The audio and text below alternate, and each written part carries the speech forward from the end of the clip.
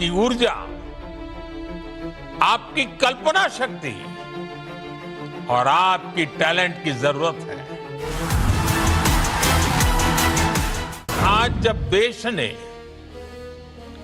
विकसित भारत का लक्ष्य तय किया है, तो इसके लिए आवश्यक है देश का युवा तन से स्वस्थ हो, मन से स्वस्थ हो, आत्मविश्वास से भरपूर हो। मेरे युवा साथियों, आप भारत की अमृत पीढ़ी हैं। आप अगले 20-25 वर्षों में अपने जीवन को भी दिशा देंगे और आप ही 2047 में देश को विकसित भारत की मंजिल तक लेकर जाएंगे। भारत का जो युवा कभी जंजीरों में था, आज वो युवा दुनिया के विकास को गति दे रहा है। आज भारत की अर्थव्यवस्था सबसे तेजी से आगे बढ़ रही है। किसकी वजह से? भारत के युवाओं के सामर्थ्य से।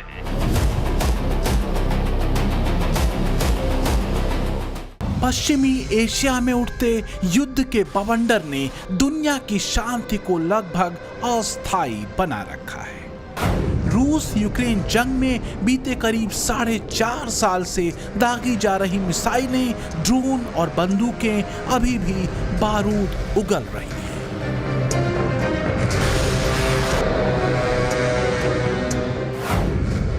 यूरोप जब अवैध घुसपैठियों की त्रासदी को झेलते हुए गहरे डेमोग्राफिक चेंज के खतरे में है, हजारों की संख्या में मोरक्को से भीड़ स्पेन में घुसपैठ कर रही है।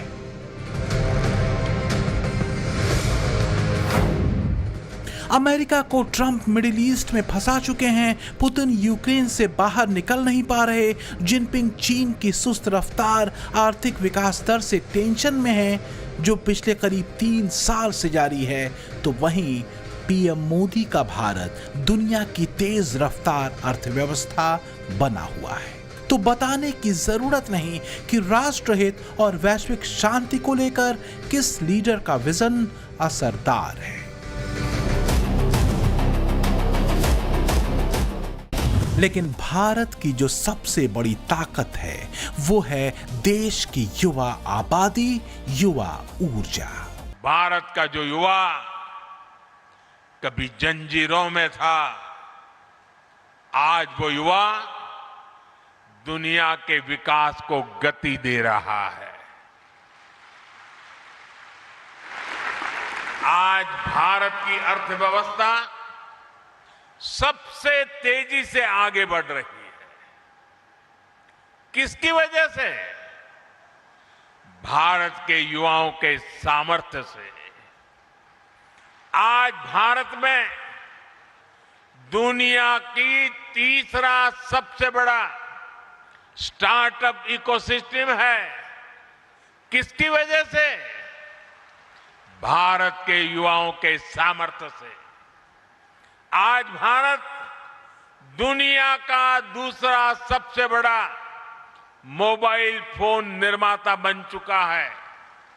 किसकी वजह से? भारत के युवाओं के सामर्थ्य से। क्योंकि देश की करीब 65% आबादी 35 वर्ष से कम आयु की है और 2024 में भारत की मिडिल एज लगभग 29 वर्ष रही। यही युवा शक्ति आज भारत की अर्थव्यवस्था, तकनीक, खेल, स्टार्टअप, रक्षा और वैश्विक पहचान को नई ऊंचाइयों तक ले जा रही है। आज का जो यौवन है, आज का जो यूथ है, वो अपने आप को समर्पित करे, पूर्ण रूप से ये सोचे कि मैं राष्ट्र हित में ही करूंगा। अगर मेरे छोटे मोटे इंटरेस्ट हो भी, चाहे कुछ हो, उनको मैं नजरअंदाज करूंगा, वो बात की बात है। अभी तो देश को बनाना है। ये वो समय है जो हम गंवा नहीं सकते।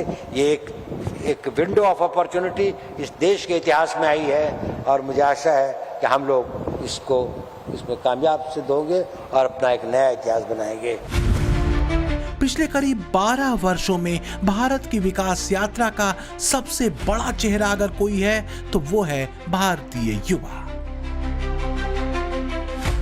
इस दौर में युवाओं ने केवल अवसरों का लाभ नहीं उठाया बल्कि खुद ही नए अवसरों को बनाया भी है।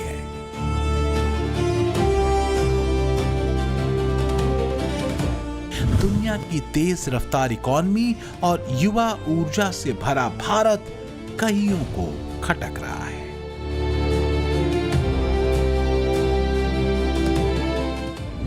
और जाहिर है साजिशें गहरी रची जा सकती हैं और बताने की जरूरत नहीं कि देश का अहित चाहने वालों के टारगेट पर देश की युवा आबादी और उसकी ऊर्जा है।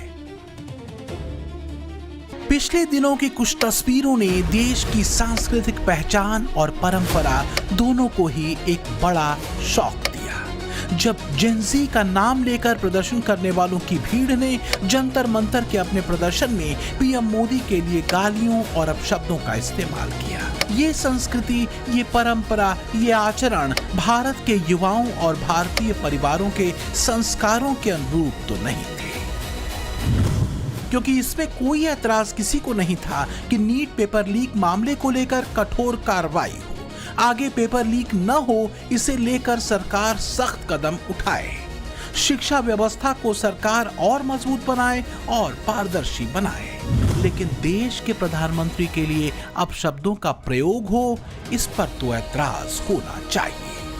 पीएम मोदी को गालियां देते लोग इसे अभिव्यक्ति की आजादी बताएं तो इस पर भी कठोर ऐतराज होना जरूरी है। खुद को जेन-ज़ी के रिप्रेजेंटेटिव बताने वाले चंद चेहरों की सोशल मीडिया पर वायरल हुई क्लिप्स में भाषा ऐसी थी कि उन्हें दिखाया या सुनाया नहीं जा सकता। इसमें कोई शक नहीं कि इन बच्चों को गुमराह किया गया, उन्हें उकसाया गया, भड़काया गया और भद्दी और असभ्य भाषा बोलने के लिए तैयार किया गया। यही वजह रही कि जब उन बच्चों को अपनी गलती का एहसास हुआ तो उन्होंने माफी भी मांगी। बताने की जरूरत नहीं कि देश के युवाओं और खासकर जेन-ज़ी पर किस किस की नजर है, इसलिए ज्यादा सतर्क और संवेदनशील होने की भी जरूरत है, क्योंकि ये बच्चे देश के हैं और इन बच्चों को अपना टूल किट बनाने के लिए एक इकोसिस्टम 24/7 काम कर रहा है, देश के भीतर भी और बाहर भी। पीएम मोदी ये बात बखूबी समझते हैं कि मौजूदा दौर में देश का युवा और जेन-ज़ी किसी गलत हाथ में न पड़े। यही वजह है कि प्रदर्शन के नाम पर फूहड़ भाषा, अपशब्दों और गालियां देने वाले बच्चों को उन्होंने बड़ा दिल करते हुए माफ कर दिया। हाय फ्रेंड्स, आज तो मन करता है बस आपसे ही बातें करूं। जंतर मंतर पर जो कुछ भी हुआ देश और दुनिया ने देखा है। कुछ शरारती बच्चों ने भद्दी भद्दी गालियां बोली, किसी भी सभ्य समाज को शोभा न दे ऐसे शब्दों का प्रयोग किया गया। मुझे तो गालियां दी गई, मेरी स्वर्गीय माता को भी गालियां दी गई। न जाने कितना भद्दा स्वरूप था, लेकिन मैं आज बात करना चाहता हूं कि बचपन में गलतियां होती हैं और बचपन में गलतियों से सुधरने का अवसर भी होता है, और यही तो बचपना है। और इसलिए मैं समाज के अंदर जो आक्रोश है उसको भली भांति समझ सकता हूं। एक कल्चरल शॉक है कि हमारी बेटियां इस प्रकार की भाषा कैसे बोल सकती हैं, लेकिन समय है इन बच्चों को गले लगा करके राह दिखाने का। एक गुमराह बच्चे हैं, उनको राह दिखाना हमारा काम है। उनको सजा देना, अदालतों के चक्कर कटवाना, समाज में उनको प्रताड़ित करना, इससे हम परिस्थितियां नहीं बदल पाएंगे। मैं उन्हें माफ करना चाहता हूं। देश के बच्चों के प्रति प्रधानमंत्री ने एक परिवार के मुखिया या कहें परिवार के बड़े सदस्य का किरदार निभाया। उन्होंने संवाद को चुना और पूरे मामले और बच्चों के भविष्य को लेकर संवेदनशील पक्ष चुना। ये वही पक्ष था जो पाठशाला में हमने चुना था। वो बच्चे जिन्हें अपने राजनीतिक स्वार्थ के लिए कुछ लोगों ने भद्दी और गंदी गालियां देने के लिए गुमराह किया, उन बच्चों के चेहरे हमने पाठशाला में नहीं दिखाए, क्योंकि वो बच्चे भी देश के थे।